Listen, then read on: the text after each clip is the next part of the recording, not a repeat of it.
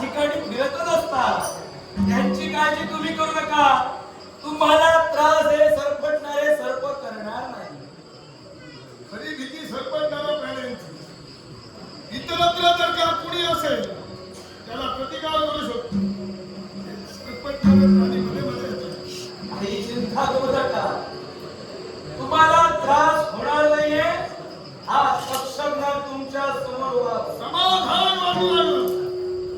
इथालयाच्या मुळाशी करणे अस्तित्व स्वतःच अस्तित्व निर्माण करायचं आणि या अस्तित्व निर्मितीसाठीच पावले माझी इथवर पडली.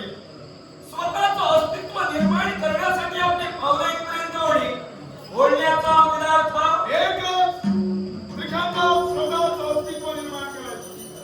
स्वर्ग मृत्यू आणि पाताळ या तिन्ही तलात स्वतःच अभिलाष मला गाजवायचं आणि म्हणूनच माझी पावलं इथवर पडली.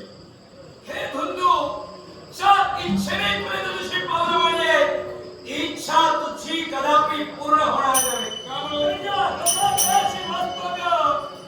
हा तक्षक करतोय आणि या रथातळाचं रक्षण करणं माझं कर्तव्य होय.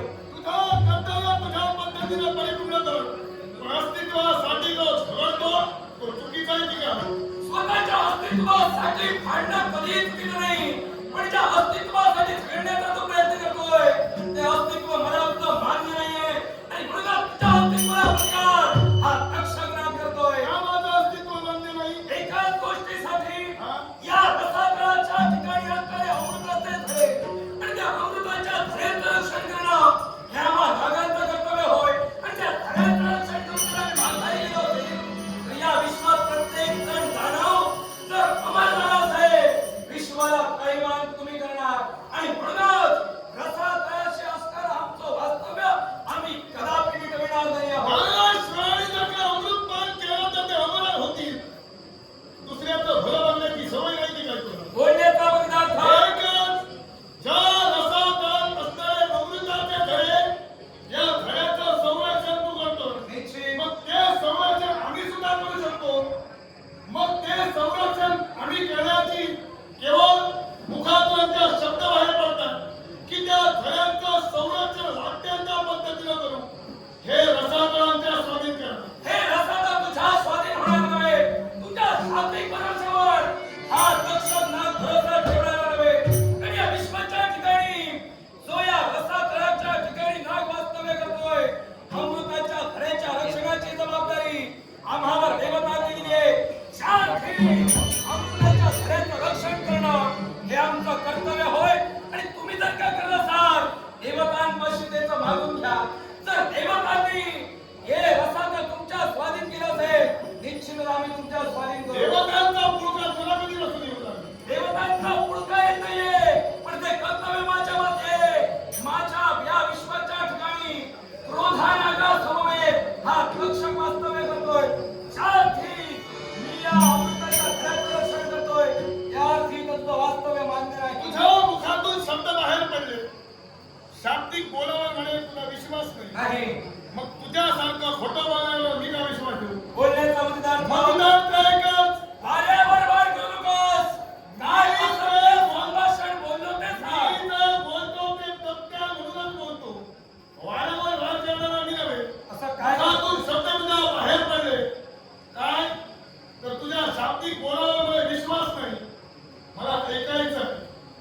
ज्यावेळी माता विनिता आणि कद्रू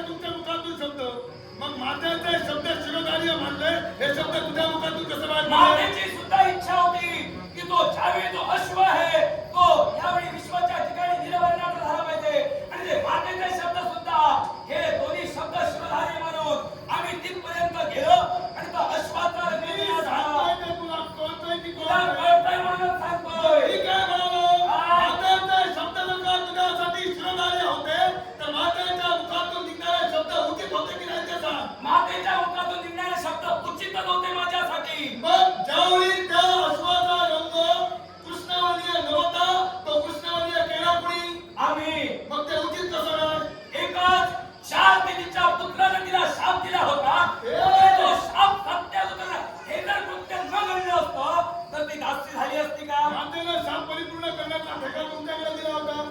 कोणी कोणाजवळ ठेका दिला? विश्वात उत्पन्न आहे. स्वतः दास्यत्व पत्करण्यासाठी त्या अश्वाचा रंग कृष्णवर्णीय करण्यासाठी मला त्या दास्यत्व मला पत्करायचं आहे, तो शाप मला भोगायचा आहे, हे शब्द तुमच्या मातेच्या मुखातून आले होते का? निश्चितच नाही. मग कसं काय म्हणू शकतोस तू? एकाच गोष्टीसाठी तो शाप नाही, दुसरी गोष्ट, तो शाप दिला होता ते तुला ठाऊक होतं? मातेनं आम्हाला जो शाप दिला होता तो तुला ठाऊक होता? नंतर मातेच्या हाते तो शाप आम्हाला सुद्धा कळला गेला. कारण आमच्या जन्मानंतरच तो शाप दिला गेला होता.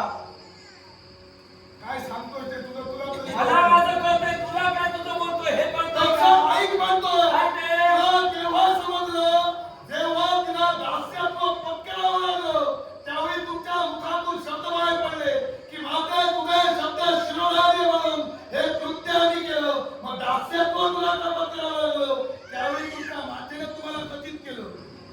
मातेनं आम्हाला कथित केलं. मग पण मातेची इच्छा योग्य आहे की अयोग्य हे जाणण्याची धाराशक्ती तुमच्या अंगी होती.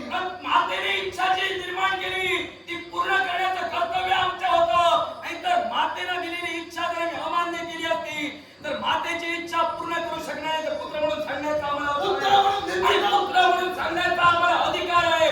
म्हणून मातेची इच्छा पूर्ण करण्यासाठी एक पुत्र आपलं काय वागणूक केलं? हे काय? मातेचे मुखातून निघणारे शब्द उचित आहेत की अयोग्य हे जाणण्याची धाराशक्ती तुमच्या अंगी नाही, म्हणून तुमच्याकडून हे अवैध कृत्य तुमच्याकडून घडलं. आमच्याकडून जर ते अवैध कृत्य घडलं असेल तरी मातेच्या इच्छासाठी एका पुत्रानं केलं ते कर्तव्य स्वतःचं शिरोधारी म्हणूनच केलं ना. मग या विश्वाच्या ठिकाणी मातेची आज्ञा पूर्ण करणं हे प्रत्येक पुत्राचं कर्तव्य होय. आणि त्या कर्तव्याच्या पूर्तीसाठी आम्ही नाग वावरलो. मग आम्ही निश्चितच योग्य तेच केलं. मग जर का तुम्ही तुमच्या मातेचा शब्द शिरोधारी म्हणलात, मग विश्वाच्या ठिकाणी योग्य काय अयोग्य काय हे तुम्हाला कळत नाही? योग्य काय अयोग्य काय हे विश्वाच्या ठिकाणी जरी आम्हाला कळत असतं तरी सुद्धा मातेची इच्छा म्हणून हे कृत्य करण्यासाठी तत्पर झालो. पण ते काय घडलं गेलं या विश्वात जे काही कृत्य केलं त्यानं जी परिस्थिती आम्हाला नागावर उत्पन्न आली ही आम्ही नाग भोगतोय. आणि त्याचं कर्तव्य आम्ही जरी पूर्ण केलं असतं तरी मातेनं दिलेला शब्द पाळला म्हणून ते जरी आम्हाला भोगायला लागलो तरी ते आम्हाला मान्य नाही, नाही. मातेचे शब्द तुझ्यासाठी